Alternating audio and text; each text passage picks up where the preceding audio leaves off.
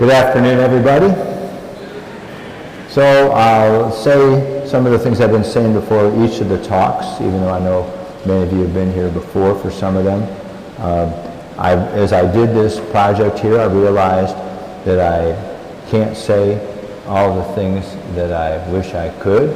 Part of it is there's not enough time. Part of it is there's some things that just aren't as appropriate to share in public that I might share in private. One is I have no fact checkers here today because I went to school in San Francisco and there's nobody that I know that lives in St. Louis that was in school with me. They were from all over the country and all over the world. So if anyone here, was anyone here in San Francisco when I was there? I don't think so. So we'll see if any of you does want to ask questions or make observations. Well, not any of you. I won't call on anybody who raises their hand, but most people I will.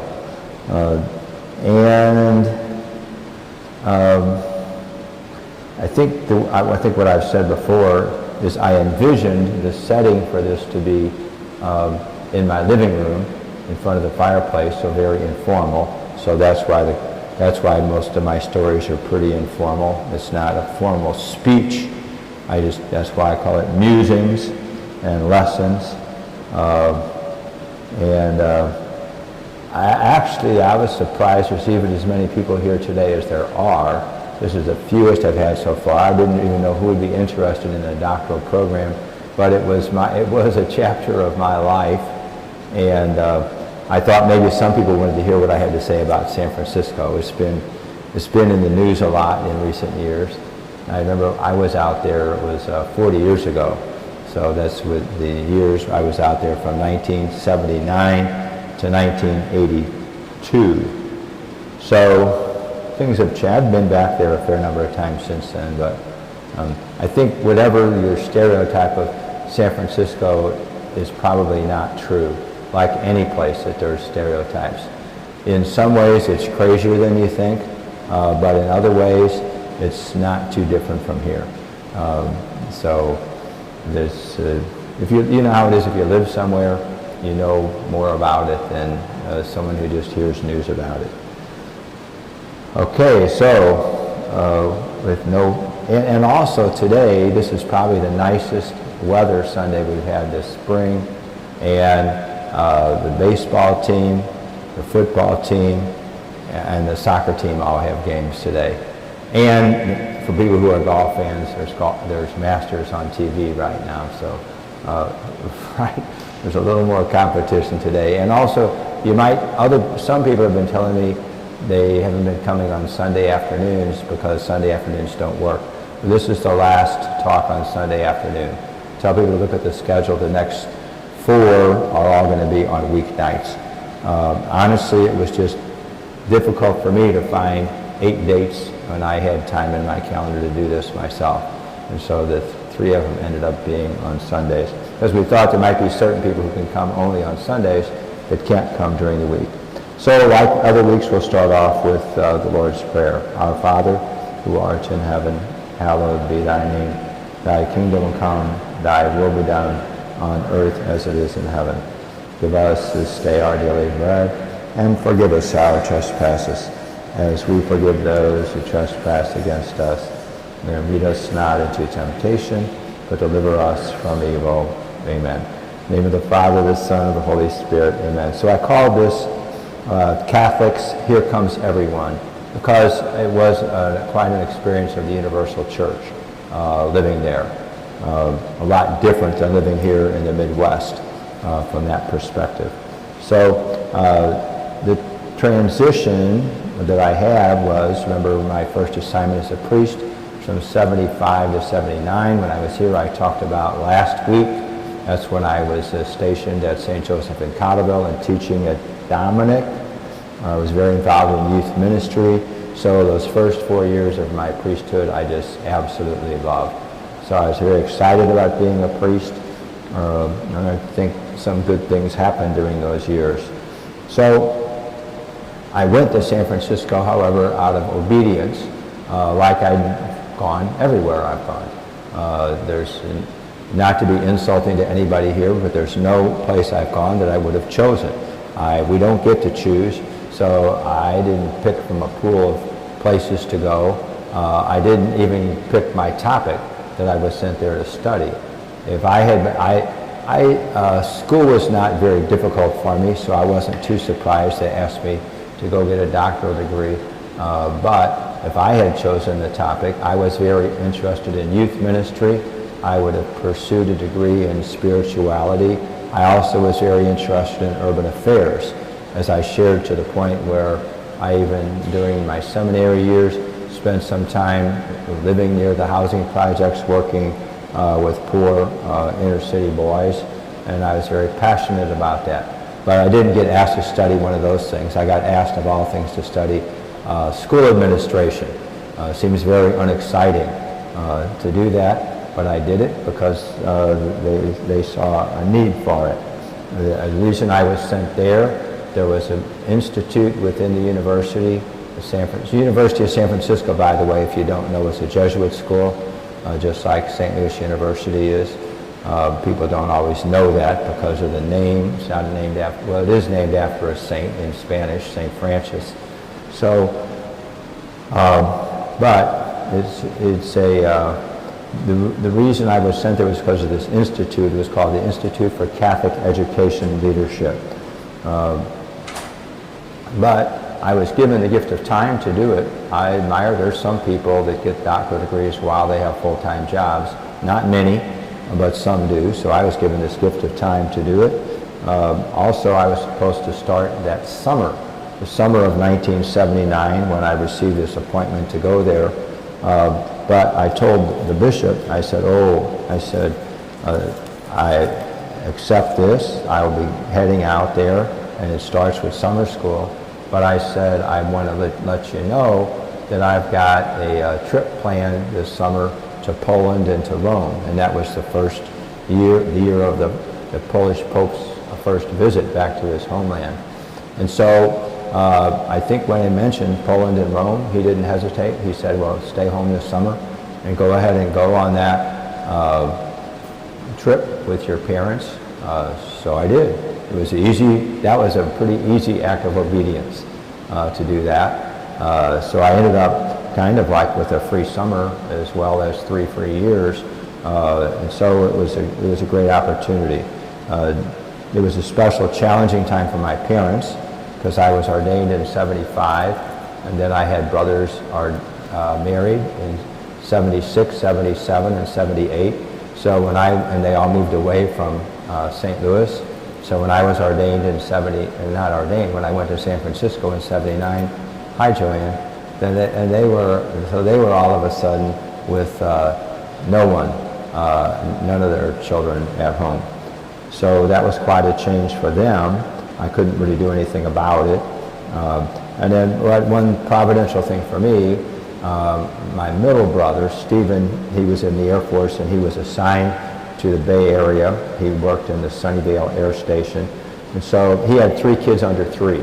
And so I made a point of visiting them every week. It was about an hour drive from school to where he lived. But for me, that was pretty entertaining. For them, I think raising 3 kids under 3 was not quite so entertaining. But for me it was. I mean, I could go visit and have fun and go back to school. And so there's a lot of pretentious people on university campuses. And so his 3 kids were not pretentious. They were just typical rugrat kids. So it was fun to be there with him. And one of his relatives lived out there too, across the bay over in Livermore. That was back before there were personal computers. There was barely desktop computers in the early 80s, but one of his relatives had one. So I would drive all the way from San Francisco to Livermore just to use his personal computer. It was about an hour drive, but it seemed worth it at the time.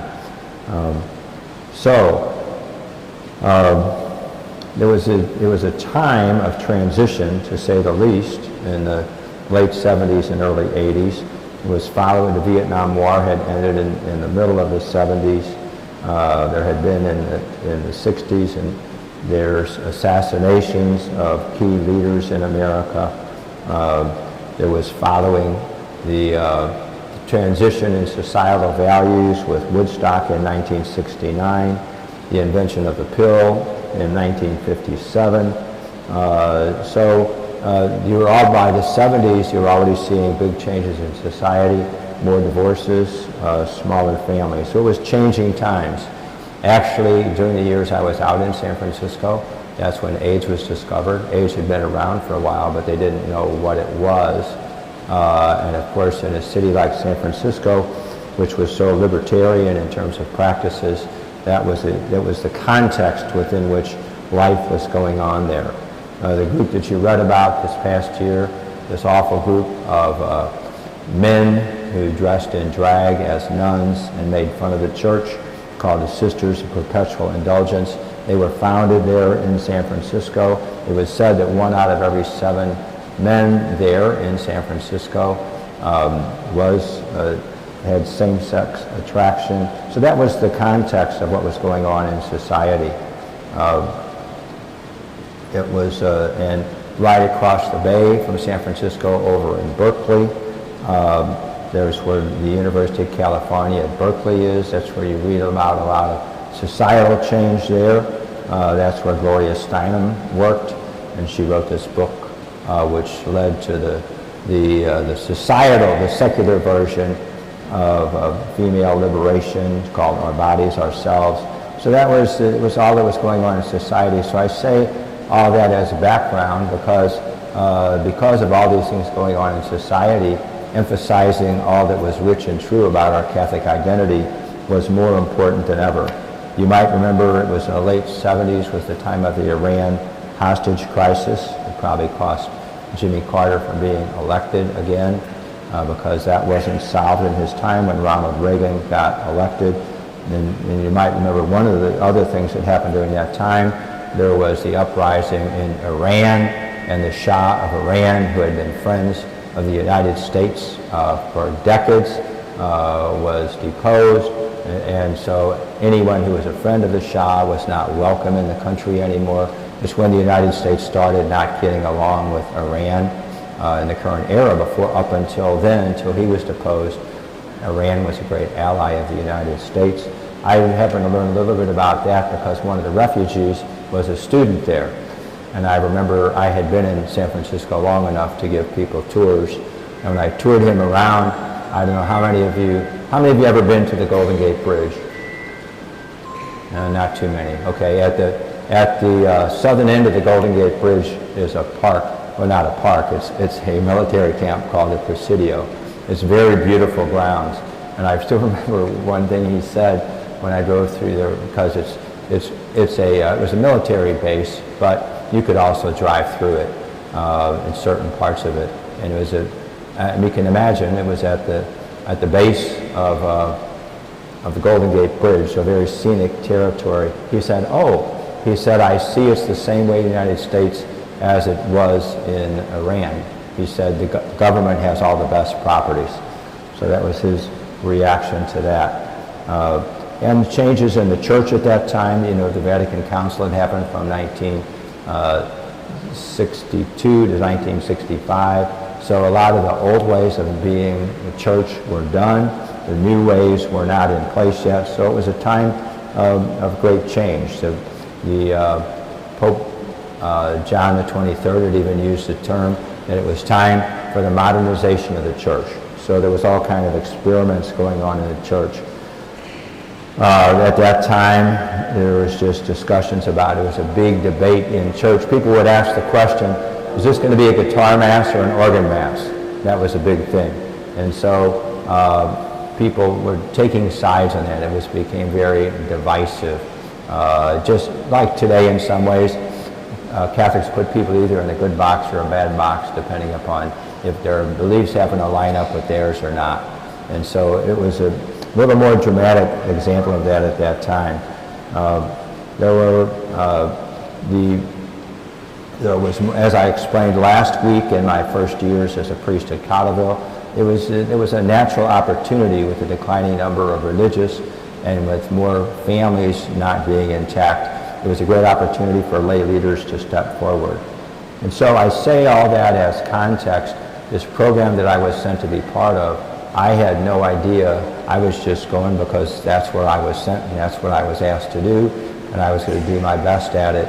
But it was the time in history that we had there. It was a time in which the people who started it were prophetic, because they could see that going into the 80s and 90s that there weren't going to be enough nuns and priests around to take care of everything in the church like there had been in the 50s and 60s. So that's why they started this institute. Even though I went there as a priest and some nuns also went there, they also sent lay people there, because the idea was, they were right. The idea was they foresaw what other people didn't see, that by the 90s and into this current century, that the schools were going to be staffed predominantly by lay teachers, and they better put people in place to be able to train them. So that was one of the things I was sent there for, was to go there and to come back and start a graduate school program at St. Lucia University where we could train the next, it was really going to be the first generation of lay leaders for our schools. And if you go back to when I was in grade school, we only had one lay teacher. When I was at Dominic, in the 70s, there were still 11 nuns there, and at Rosary, one of the schools that I was at later, they had 25 nuns in the 70s, and even by the mid-80s, those numbers were down to maybe 3 to 5 in each school. So that's why I say the people who started this program in 1976, I went there just 3 years after it was started, were prophetic in anticipating the changes that were going to be happening. And also during this same time, right before I went, in 1978, that was when Pope St. John Paul II got elected, and at that time, no one had any idea how much he was going to do to stabilize the uncertainties that were going on in the church. He helped, in his 25 years as Pope, he helped create some stability in a time in which the church itself wasn't exactly in chaos, but it was ministering in very uncertain times. And so leadership was needed to help steer the ship. Okay, I will say a few words just about San Francisco. It is a beautiful city. The building I lived in was called Jesuit Hall. The University of San Francisco, anybody ever been there? Yeah, if you don't, oh, you have, okay. But you've been to the University of San Francisco? Most likely not. It's not in a tourist area. It's smack dab in the middle of the city. The city itself is not very big. It's 7 miles long and 7 miles wide. From the building I lived in with the Jesuit priests, they had a nice rooftop garden up there where you could go and do nothing or read or whatever.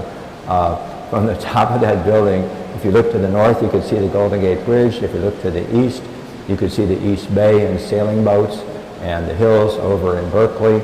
And if you look to the west, you could see the Pacific Ocean. And if you look to the south, you could see two distinctive peaks in San Francisco called Twin Peaks. So it was a scenic place where I lived.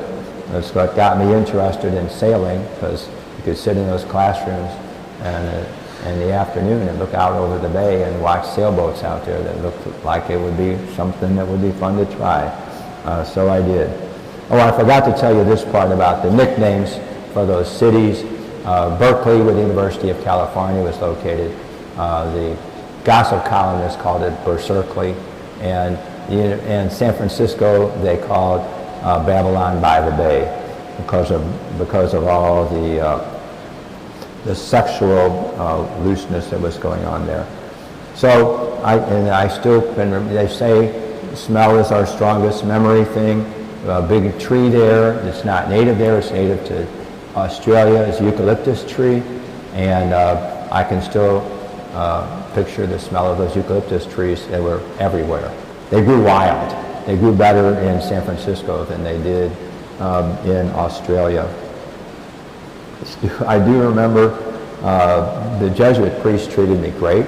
I was the only diocesan priest there. I was a lot younger than most of them. I'd say they treated me better than they treated one another. Probably like a lot of families probably do that. Maybe treat visitors better than they treat their own family some days. It's pretty normal. I remember one of the old priests in the diocese, I don't think he ever really knew how to say my name, so he called me Ski.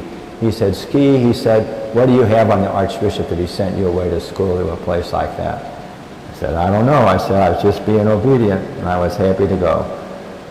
So, and I was telling somebody this morning, you know, people over here, right now we got red people and blue people, right? We got people who consider themselves liberal and conservative. If you lived in California, we would all be the same. I mean, if you were liberal in California, you were really liberal. If you were conservative in California, you were really conservative. I remind people who only know on the news the liberal side that that's the state where Ronald Reagan and Richard Nixon both came from. So it was and anyway, that's probably enough said on that, but just to say that there were plenty of neighborhoods there, and still are, that are just like some of our, say, more stable neighborhoods in our community, like the Hill, or St. Louis Hills, or Kirkwood, or Webster Groves. Just a whole lot. That's where most of the people live. Most of the stuff you see on the news is where the tourists go and the business community. So I'm not saying that to defend it. I'm just saying it was a very complex social environment there. Even over in Berkeley, which I said they called, the gossip columnists called it Berserkly, even there was something called the ABC, it was the All Berkeley Coalition. That was for all the people who were against all the craziness that was going on at the university. The town people. They didn't like being taken over. Town people hardly ever like the people and they're living in their town who are from a university, but Berkeley was a special case of that, because it was quite a contrast between the ordinary citizens of Berkeley and the people at the university. But so it was decadent. It was a decadent city morally in many ways. I mean, even while AIDS was proliferating, they had all these public bathhouses, which were only spreading AIDS faster. I mean, there's probably not much need going into any more detail on that, but it was that part of what you've heard about the city is true. It was decadent. But the beauty of the surrounding area, it was a very popular. I had a lot of friends during those years because almost everybody I knew from St. Louis came to visit me during those years. I counted one summer I had visitors all but 3 days. One summer I had visitors all but 5 days. That was pre-Google days, so I would sit down with them and just give them maps in the morning, tell them places they might go. I'd give them my car keys, and I'd meet them for dinner. As I said, well, I didn't have work to do, but you just enjoy. And so, but it was, I mean, you could take day trips from there to a lot of nice places. You could go to Napa Valley. You could go to see the Redwood Forest. The Big Sur area wasn't too far away. So it was just, it was beautiful area. All the different beaches that were there. And another thing that most people probably don't understand is that I can still picture one of my things. I still run, not like as much as I used to, but one way I learned the city. I was in my 20s and early 30s. I could pretty much run up any hill I wanted to. So that's how I learned my way around. I look at a hill and figure I'll run to the top of that hill. I learned all the streets that way. But you think about it, I still remember running across the Golden Gate Bridge. It's not really a long bridge. The Oakland Bay Bridge is a long bridge, but Golden Gate Bridge is maybe 1.5 miles. And so it was an easy run there and back. So sometimes I'd stop halfway and just look and use my imagination. I thought, if I'm looking west, there's nothing between here and Japan and China except water. So it's a whole different perspective on the world. That's one of the reasons I called it Here Comes Everyone. Whole different perspective on the world. And you would also see these huge container ships coming in from Japan as well. Not so much from China in those days, but from Japan and other places in the Orient. So I think sometimes California, all people think about is Hispanic people. But it was dominated by people from what we call the Pacific Rim. And San Francisco had a neighborhood. I guess the only real ethnic neighborhood we have left in St. Louis is the Hill, Dogtown a little bit for the Irish, but they had one for everybody. Russia, Japan, Chinese. The biggest language there was Tagalog, the Philippine people. So anyway, that all impacted the culture of the city, and it was, for me, that's why I called this talk, Here Comes Everyone, because I had a chance to interact with people like that, from just about anywhere. The program that I was in, I already said something about, I think the people who founded that in 1976 were very visionary. Not many people either understood what was about to happen in the church or didn't want to face up to it, even if they did understand it. But these leaders did and started this program. And then so when I came back here, I was one of them who helped start this program at SLU. At one point, I probably had taught half the people who were principals in our diocese, maybe more than that, because a lot of them didn't have master's degrees, and but they were just taking these positions because there weren't trained available people around to take those positions. And so I would say it's one of the things I'm proud of, is to be part of that tradition, to have been sent there, to be even more deeply rooted in the traditions and history of the church. And one thing a lot of people don't think about is, you think a degree's a degree. What does it matter that if our lay leaders get their doctorates or master's degrees from public school or private school? Well, it matters a lot. You say, well, what's the same about both situations? You got buildings, you got kids, you got teachers. Those three things are true. You got buildings, you got kids, you got teachers.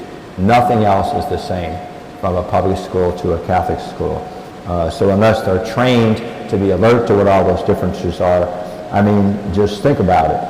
What's different? The mission is different, the history is different, the curriculum's different, the governance structure is different, the laws are different, and certainly the funding mechanism is different. So unless people are trained in knowing how to do all those things, they're going to mimic what goes on in public schools, which is not a very smart idea. And the church has this tradition of in the for-profit world, they call it site-based management. The church has a fancy name for that called subsidiarity, which means you make any decision you can at the lowest level possible. A lot of the business world that's successful does run that way. But you still need, every organization has Big Brother involved to some degree. But we have, we try to do our schools in such way to this day, and our parishes for that matter. Like, if you're not aware of this, dioceses are not branch offices of Rome, and we're not a branch office of the Cardinal Regali Center. We are our own faith community, loyal to the bishop, loyal to the pope, but we're not a branch office. The bishop doesn't call me every day or send me a text with what I'm supposed to do that day. And so that's part of the beauty of the church, is that a whole lot of decisions are made locally, and the same thing in our schools. And I learned about the larger church, all the organizations that we're part of, and education, the National Catholic Education Association, not to be confused with the NEA, and the USCCB, the Bishops' Conference. And part of the advantage of going to school out there was I ended up with having mentors from different parts of the country. A man I became very close with from Omaha was a great guide when it came to financial matters. And a man I got to know from Dubuque, Iowa, was a great guide in the early days of trying to help train lay people to do what they needed to do to run the schools in a Catholic manner. Another nice thing about having mentors out of town is if I would explain a situation to them where I was trying to make some decision about personnel or programs or whatever, they didn't know anybody here. So they could give me kind of objective advice. Whereas if I asked somebody locally for advice, well, they were going to base their advice based on what they thought about the people I was already talking about. So those became, both of them have since passed, but they were great helps to me. And during that time also, I only spent 6 months back here during all that time doing like an internship. It was a great opportunity, I got a chance to listen to a lot of people and talk to a lot of people, and lived in a couple of different parishes while I was doing that. I had many wonderful, influential people in this program. The Institute for Catholic Education Leadership. In fact, one of the summaries I came to during those days was, this is the age of the Institute. Because part of the problem is universities probably are the most petty of all political systems that there are. I mean, civic politics is pretty dirty. Things can be pretty messy, actually, even in the church, and who likes who and who doesn't. But the university is worst of all. I had a saying one time that the reason that university politics is so petty is because so little is at stake. People are all about defending their own positions, but we had the people who ran this institute, they did it in such ways that they were kind of independent. They were part of the university, but independent from a lot of the bureaucracy. You'll see this to this day and age. A lot of innovations happen not in a structure which is structured very hierarchically, but they'll happen outside of that structure. So one of the teachers I had there was Bob Newton was his name, a Jesuit priest from the Scranton province. I didn't even know there was such thing as the Scranton province. He's one of the brightest people I ever met. He was always prepared. Was also very humble at the same time. He was brilliant. Another one was a Jesuit priest, the only one that was involved in our program who didn't have a doctorate, but God bless him. He was an ombudsman for all of us. And if you've ever, anybody who has been in a doctoral program, you are the lowest form of life on the food chain. And the highest form of life are the tenured professors, not to mention their administrators. And so Father Ed McDermott, he helped protect us from the bureaucracy. God bless him. And he was humble. He was one of the founders of what was called the Jesuit Secondary Education Association, and he helped guide us through that. Another Jesuit priest I came to be friends of, his name was Jim DiGiacomo. He had a very colorful vocabulary and was a brilliant man, but one of the phrases that he gave us in class is something I still quote to this day. He warned that those of us who are in leadership roles should make sure that our schools do not just become vehicles for upward social mobility for baptized pagans. And I have to say that is a little bit of a problem even here in our parish. People who are signing up for our school who are not necessarily primarily here for the faith reasons. And so when there are people like that are around, it drags down the mission for the whole organization. So another one I became a very close friend of was a Christian brother. I had no idea what a widespread influence the Christian brothers had. I mean, all we know here is they have this one high school and there's no brothers left there. But I learned that there was almost 100 Christian brothers high schools throughout the country, twice as many as the Jesuits had, and they had just great influence. Those of you from our parish who've been on retreats, we use their retreat center, the LaSalle Retreat Center. Another one was who became a personal friend was the man who was the superintendent of schools when I was sent to San Francisco. God bless him. His name is Jack Liebrecht. He's a bishop emeritus down in Springfield Cape Diocese. He was very measured, very bright, very humble, very realistic, and very mission-oriented. I still remember when I came home from school after 3 years and was going to start working in schools, I asked him some specific questions, and he grounded me in what I thought I was already strong in. He said, you know what, you're going to know when you start out doing some of these jobs. I said, what? He said, nothing. But he said, always keep your eye on the mission.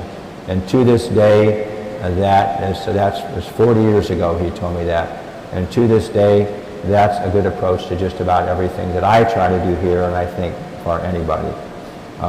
And then another Jesuit priest who was a big influence on me. He wasn't on staff there. He was actually on staff at St. Louis University and taught me there.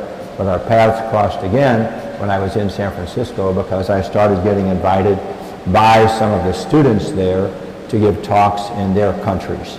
And this Father Futrell, he had contacts literally all over the world of places he had been, so I teamed with him on retreats. So that's one of the ways I got to know a lot about the rest of the world. Particularly I went on lecture tours with him in Africa, pretty many different countries, and around the Orient as well. Okay, the title of this talk that I gave, Here Comes Everyone, if you're not familiar, that came from an Irish novelist named James Joyce. Is the phrase he used in Finnegan's Wake to describe the Catholic Church. He said, the Catholic Church is here comes everyone. Everyone of every background, of every country, of every race, all are welcome, and it's just part of who we are as Catholics. And we have that, we have those words on the wall up there in stone, the Church is Catholic. It means a lot of different things, but one of it means is it's open to everyone. So I'll just give you a few examples of that, about how I began to learn about the church. One of my classmates was from Australia, and he was from a community I had never heard of, and you probably never heard of either, called the Missionaries of the Sacred Heart. Sacred Heart's in the title of a lot of communities, but these worked primarily in schoolwork in Australia. And so that's one reason I got to know a lot about that country. He invited me to come there and talk in all the dioceses where they had schools. Another classmate, her name was Sumitra Pongsatorn. She was a school principal in Thailand, connected with working in Ursuline-run schools. She was in the early days of lay leaders when the nuns were still running most of the schools. So it's through her that I got invited to go over there and talk in Thailand in the various Ursuline schools over there. So I learned a lot about the variety of schools that they had, and we went to the schools like the church in a lot of parts of the world. When the church is sometimes the first one establishing schools and healthcare centers in a lot of parts of the world to this day. And a lot of times the schools initially are primarily for the wealthy because it's going to be better education than they were getting before. But as time went on, then they have resources and they started schools for the poorest of the poor in that country. And I didn't even know the Ursuline Sisters were active in Thailand. Not that I needed to know, but it gave me, I'm just explaining what I meant by here comes everyone. The universal church is beautiful and rich and diverse and doing good things all over the world. Another Jesuit priest I met, André Lefebvre, he was a Canadian, but he was a missionary in Taipei. Brilliant man, studied psychology, and I got to learn a bit about Taipei through him, visiting there, and he was a fascinating man, and he taught me, when you talk about the different divisions in the church, just like today, there's different approaches in terms of evangelization. How much time do you spend directly trying to teach people how to be disciples and be disciple makers, like the focus missionaries here do? Or how much time do you spend running sports programs and other social activities just to get people on the property so eventually maybe they'll grow in the faith? Well, in Taipei, I learned there's a huge division among the Jesuits to the point, if these people are still alive, I wouldn't tell this story. It's not an awful story, but it's a story about human nature. Some of these would not talk to one another because the largest TV station in Taipei was run by the Jesuit priests. But they didn't have like Bible stories. They had like moral lessons. And so the reason that they did it that way, they thought the culture was so different, they were never going to attract anybody to follow them if all they did was have like on televangelists. And so they did the moral stories, and their thought was, once we get people hooked in that, they'll say, well, who's making these? They'll find out, oh, this is Jesuit priests, and they would get interested that way. And yet some of the other Jesuit priests just ran kind of a traditional parish, where you did the sacraments. You did Mass, you did confessions, you did communion, you did weddings, you did funerals. And so it's two pretty dramatic different approaches, And I could see people could be passionate about both sides could think that the other was wasting their time. Because on the traditional side, it would be like you're never going to really get many of these people anyway. And on the other side, it would be, well, you're not going to get anybody if you don't catch them first and get them interested. Those kind of debates still go on throughout the church to this day. Another man I met there was British, but he served in the Orlando diocese. He was here also as a missionary. I don't know, most of you would not have any reason to be aware if you lived most of your life in this diocese. We have had fewer missionary priests than just about anywhere, almost for the last 100 years, at least for the last 75 years or 80 years, mainly because we had so many local priests. Many parts of our country still are not that way. I think I did research even in, I forget which diocese it was. I think it was San Diego Diocese. In Orlando, where he served, 2/3 of the priests were still foreign-born, and that's in the 70s and 80s. We have some in our diocese now, especially from Africa and India, but still a very small percentage. But we don't really, when they talk about St. Louis being a rich tradition of faith, that's one of the reasons, is we had a history of a local clergy. Had a priest there named Patrick Duffy. He was also Irish. He was a civil lawyer. He was very colorful. I really liked taking law classes.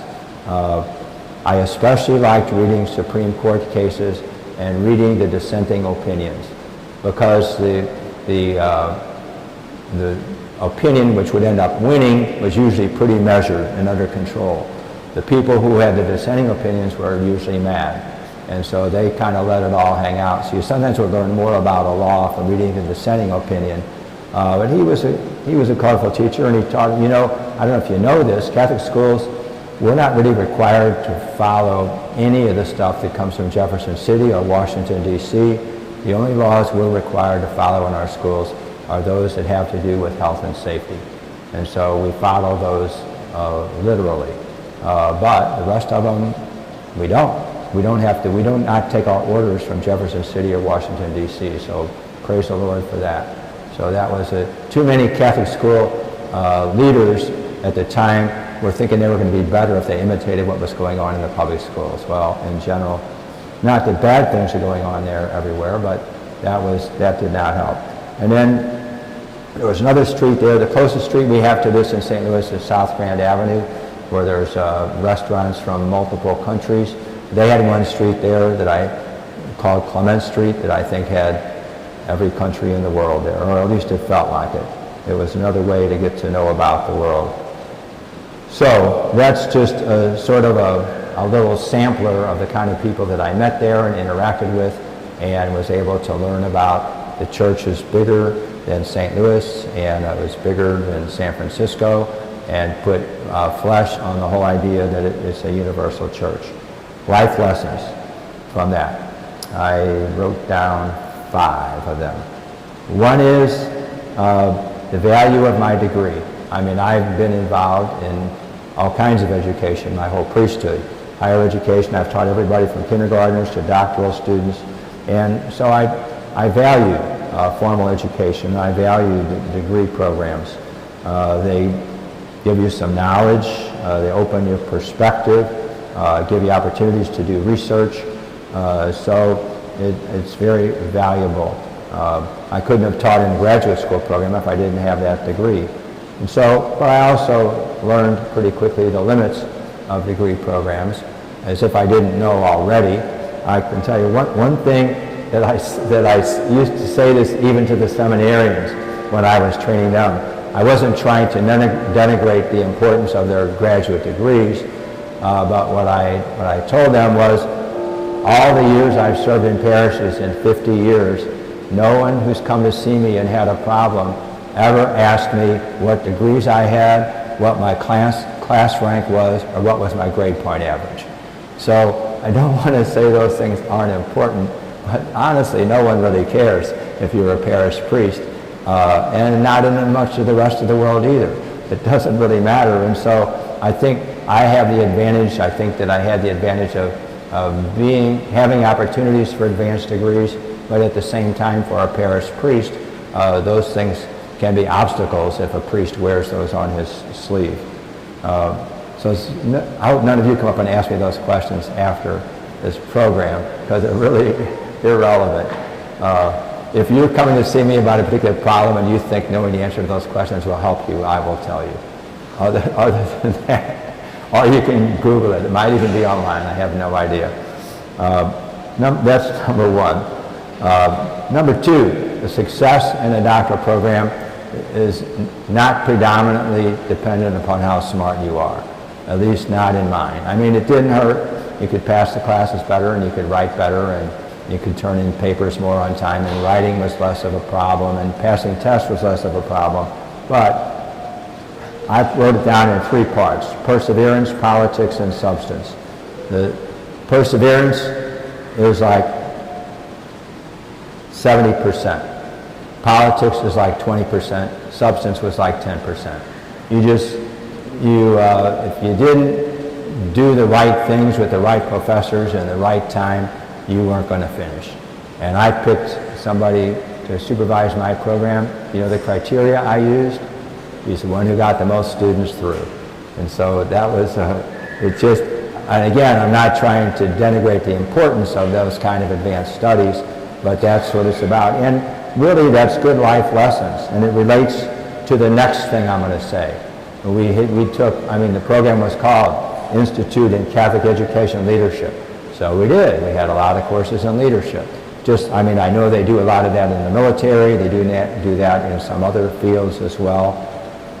And one thing I remember hating to hear when I was there, because if you get put in a doctoral program, it can be easy, because some of the professors are so pretentious, it can be easy to start getting an exalted opinion of yourself. That's one reason I love going to my brother's house. Playing with his 3 Rugrad kids can diffuse that in a hurry. So, what they told us was leadership was about 3 things: sizzle, soul, and substance. But it was kind of the same variation.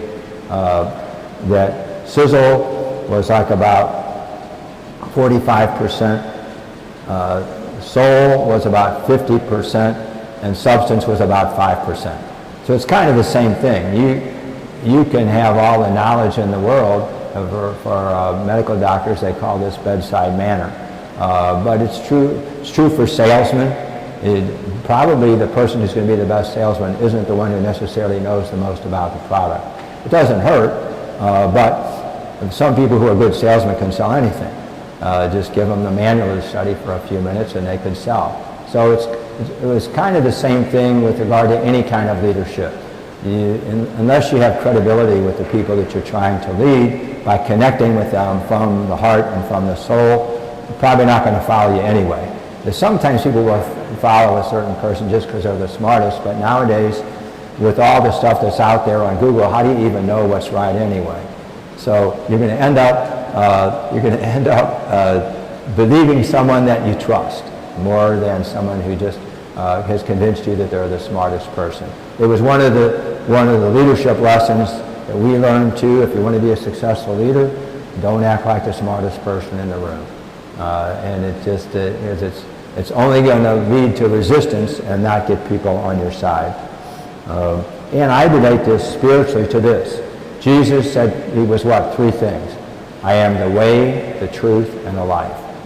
Well, he's all 3. A whole lot of people claim to know the truth. But what made him different? And a lot of people are pretty good at inspiring people to do things, have a life. But what did he do that was different from everybody else? The way. He showed us the way. He hung on the cross and gave up his life. As he said, he put his life and he put other people's wills and lives above his own. So that's why people follow him. It's not just because of the truth part. So anyway, next one is, I would say I came out of school with a typical attitude of recent graduates. It was something I cautioned the seminarians about. I had more answers than questions, which is really a bad way to come out of school. I mean, you'd think that you'd learn something in that many years in school, but you do learn something, but there's still more questions remaining than answers. It's what I always told the seminarians too. I said, if you're going to be a good parish priest, you're better off coming out with more questions than answers. The people will help you find the answers to your questions. But if you come out and just beat them over the head with what you perceive to be the truth, they're probably not going to listen anyway. And so that was a good life lesson. And also, I still remember when I first started teaching in that master's program, I look back on it and I feel sorry for some of those students. I really thought I was trying to do my best, and I thought in my heart that it was my job to try to make sure I taught them everything I had learned in 3 years. Well, that was a pretty bad idea, but I didn't. It was done with good intention, but it was a mistake. It was like there's an old saying, even with regard to doctoral graduates, probably from any program: young graduates say more than they know, and old ones say less than they know. And that's because of life experience. When I was young, what did I know except what was in those books? I mean, I knew a little bit of everything else, and not much. Now, I can't say I've forgotten everything that's in the books, but hopefully it's been integrated into my life experiences. I teach, like most people, I teach more at this stage of my life, from experience than I do from what's in any book. And then the final thing I say is a lighthearted thing, but a true thing. I did take up sailing when I lived out there. I learned that to be a sailor, you don't have to own a $500,000 yacht. There would be teachers who would own sailboats. I mean, they weren't fancy sailboats like you see in the ads for sailing the Caribbean. But just like around here, people with relatively little money can pitch in and buy a country house of some kind or a cabin somewhere. And you can do the same thing with sailboats. So those are the kind of people I learned how to sail with. So there's a lot of lessons from sailing. In fact, there's books written on that, life lessons from sailing. The obvious ones are you have no control over the wind or the waves or the current. So you just deal with it. So it's kind of like life. You can either be mad about it or try to deny it. That is one area where it's important to have knowledge. If you don't know what you're doing, you can easily make a wreck. And so you learn to adapt, and also you learn to sail a sailboat without having a wreck. Takes teamwork. I mean, people can sail boats by themselves, but for a boat of any size, it's going to take teamwork to do it. And another analogy from sailing is, for me at least, I would say it's what's one of the old sayings, that life's more about the journey than the destination. And not totally true in our cases, because our ultimate destination is heaven. But it's like, while we're here on earth, any individual project, unless, who cares if you achieved your goal if you wrecked every relationship you had getting there? And so that's the idea, is that we do, like sailing, you focus on what's happening at that moment. Like spiritually, what do we say? The only moment you can love is now. You know, you can't, if you live with just regrets about yesterday or fears about tomorrow, you're not going to turn out very well. Same thing with sailing. If all you did was regret what you didn't do or be worried about what might happen, you'd never take the sailboat out. So you have to live in trust. So that's the end of my remarks for today. Does anybody have anything you want to say? If not, we'll prepare. Yes. You can come up here and use the microphone if you want.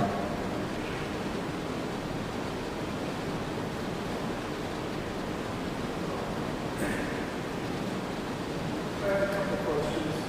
One was, what was your first permanent assignment in St. Louis when you returned?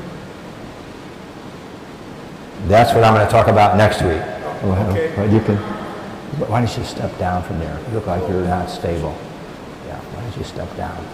Or step up, yeah. Okay. And the second question is, Are you concerned about the cost of attending Catholic universities, colleges today?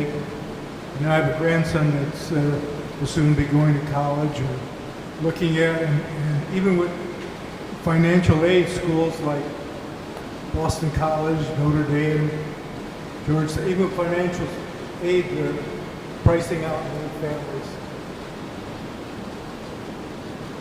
No, I don't have any thoughts on that. I don't really know a thing about funding universities. I can say that it's an issue even for our Catholic elementary and secondary schools. It's because we don't get government aid. Our main funding source is tuition. I mean, we do some fundraising, but you can't run a place based on fundraising. And so, yes, every time we raise tuition, we lose students. And so it's a challenge. But universities I don't know about. But I can tell you we do have the same challenge even here. Well, my children have done some checking and finding out that some of the best Catholic schools, even with aid, price out many of the middle class families. Well, don't give up. And check out what you mean by Catholic. A lot of schools have that name in their title, and some have a lot more to do with the Catholic faith than others. I'm not going to comment on which ones, but you can find out. There is a list out there that's called something like the 100 universities that do the best job of teaching the Catholic faith. So that might be another criteria in terms of when you choose a school. Anybody else have a question or a comment? Yes, Carrie?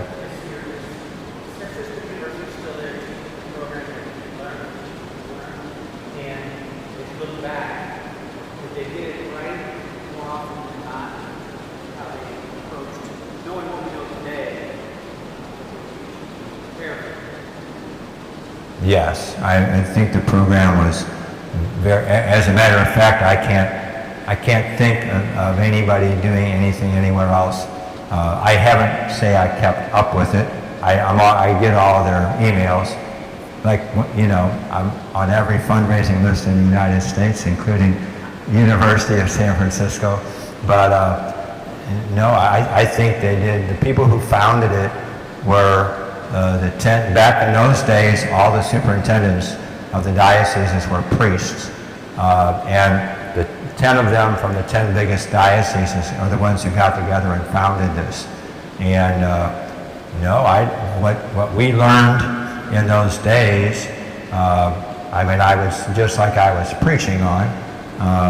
I undoubtedly, all of my experiences since then have shaped and refined what I learned. But no, they were on the right track. I would say prophetic. If you just think about that quote that I gave from Father De Giacomo, it was the caution that he gave, especially because the Jesuit schools are they have a bigger problem than we do in people choosing them just for the fact that they have a reputation as academic excellence. Nothing wrong with that, but it can be some of those schools can lose their identity if then they start getting what changes the identity of those schools is when they get benefactors on their boards that aren't as interested in the faith. But no, the teaching, what Father De Giacomo said, I think that was an article he wrote in 1981, so 44 years ago. That was pretty prophetic. Don't become a vehicle for upward social mobility for baptized pagans. And actually, when we interview parents here in our school, that's a challenge because the people are always very nice and they're always very complimentary about our school. But sometimes when they give a list of reasons as to why they're coming here, faith isn't on the list. Now, that's not true for most, but it's true for some. And if you get too many people like that in an institution, that's why I answered that question about Catholic universities the way that I did. And Catholic universities have the added pressure, which we don't have, of taking federal funding. And so once you take, the old he who pays the piper calls the tune. So once you take federal funding, then you agree to certain kind of, in fact, we've actually gotten out of accepting the few federal funds we did, primarily because of the stances, the policies we would have had to enforce on the DEI issue.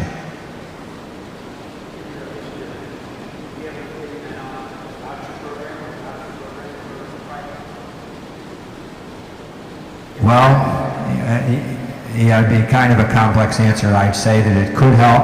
I would say, I don't know if you know this, we're the only country I know in the world that has such a strict separation of church and state. Kind of ironic because it's not even in the Constitution. It was in a letter that Thomas Jefferson wrote. But the way that it's interpreted in the laws of our land, the strict separation, the countries pretty many countries in the world, the government will help you build the buildings and even pay the teachers, but the same thing happens. It talked where I learned that was that way when I gave that lecture tour in Australia, and they had many more Catholic schools than we do. But when I would talk with them candidly about that, and they could pay their teachers more, but gradually you erode your control of the curriculum. And if you don't have control of the curriculum and your projects and even your teacher training, then you lose the mission. So it's a place, our neighboring country that's been like that a long time is Canada, and they've strayed way further from the practice of the faith in general in that country. So it's the old saying, no such thing as a free lunch, is pretty true in terms of gifts from the government. Anybody else have any questions or observations? Anybody else? Okay, good, thanks. So I'm going to be back in the gathering space, and if anybody wants to talk back there, you can. Thank you for coming. And please do remind people that the last 4 sessions will be on weekday nights. So that might make it easier for some people to get here. Drive carefully, and we'll see you in church.